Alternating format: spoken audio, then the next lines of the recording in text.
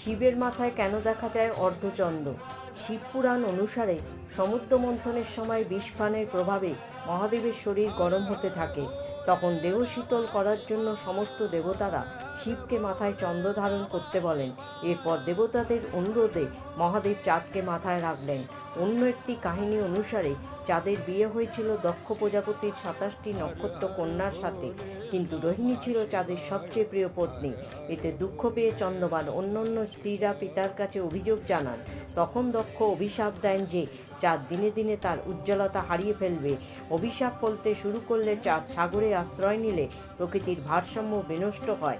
তখন দেবতারা মহাদেবকে অনুরোধ করলে শিব চাঁদের আলোর মাত্র একটি অংশ অবশিষ্ট রেখে চাঁদকে মাথায় আশ্রয় দিলেন, যা চাঁদকে 15 দিনের জন্য বৃদ্ধি এবং 15 দিনের জন্য ক্ষয় হতে বাধ্য করে, যে কারণে আমরা একটি করে পূর্ণিমা ও অমাবস্যা দেখতে পাই।